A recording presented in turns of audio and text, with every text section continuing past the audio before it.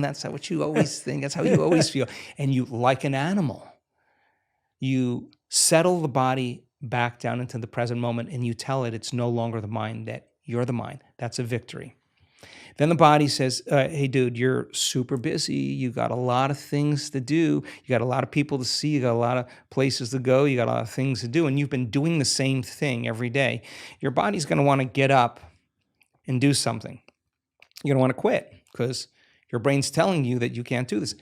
If you had the awareness to settle the body back down into the present moment, you would be executing a will that's greater than the program, because most people lose their free will to those programs. And it's that tedium in the beginning that is an uncompromising will, where you keep training the animal to stay, to take all of its attention off the environment, to get beyond all the cravings, the feelings, the habits of the body, the drives of the body, and catch yourself defaulting to that predictable future, bringing your body back into the present moment, siphoning energy back, your attention into the past based on those familiar emotions of the past. We've discovered that if you're willing to do that for just a few days, you could actually liberate an enormous amount of energy from your body.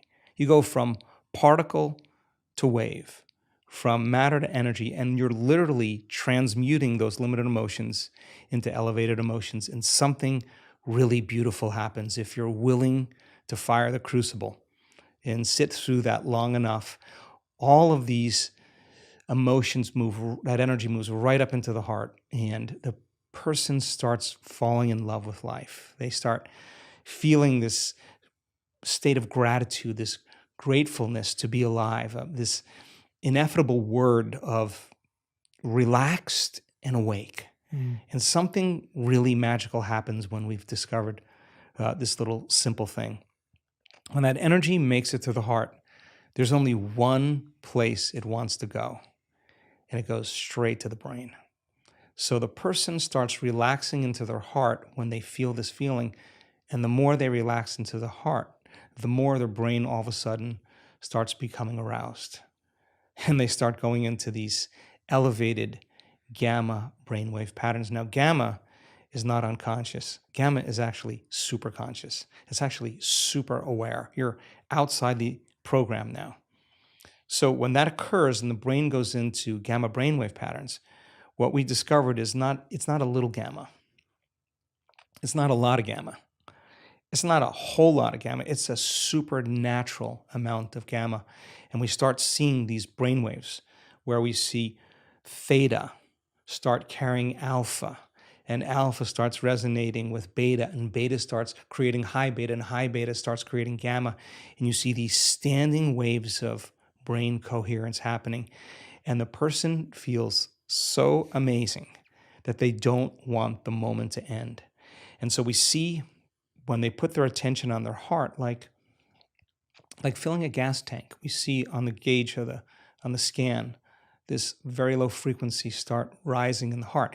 The energy that's the heart uses to function actually goes up because they're placing their attention there. And where they place their attention is where they place their energy. And then you see the parasympathetic nervous system come up with it. That's the nervous system of relaxation. And then we see it kind of drop. And we see the sympathetic nervous system starting to go up. And now sympathetic regulation is an arousal, right? But the arousal isn't fear. The arousal isn't hatred or aggression. The arousal isn't pain. That's the arousal created from survival. There's only one other arousal, and that's ecstasy. That's bliss. And the person all of a sudden feels connected to something greater. Now, here's the beauty. We could see people do this in 15 minutes. The most important takeaway around all of this is that feeling that they're feeling is not coming from anywhere outside of them. No person's doing that. No wardrobe change is doing that. No sports car, no football game. Nothing is doing it to them. It's actually coming from within. That is the moment they stop looking for it outside of them, and the love affair begins. And so when we start feeling these elevated emotions, these more selfless emotions, it's not like you have to try to forgive. It actually is the side effect of you changing your emotional state. You no longer want because you feel so whole. How could you want anything? So we started interviewing people when they had these moments, and they had such an incredible amount of love that they felt. We measured their oxytocin levels, their love chemicals were very elevated.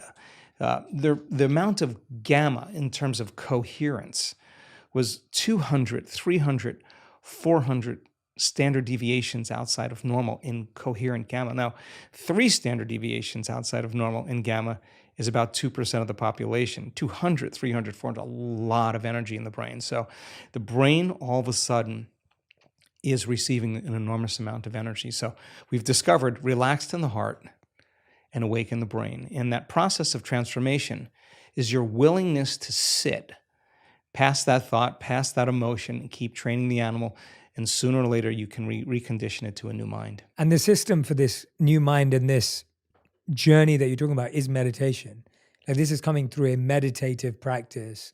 Is that similar to the breathwork meditation practice that you just did research on, or is that totally separate? Are these Wow. Okay. two? Yeah. Yes. So our week-long events are a full immersion experience. We've done the largest studies on meditation that have ever been done, just because we have a community of 1,800 people that come to an event that are going to be getting up at the same time, doing the same thing, pretty much making the same food choices, in pretty much a big laboratory, right?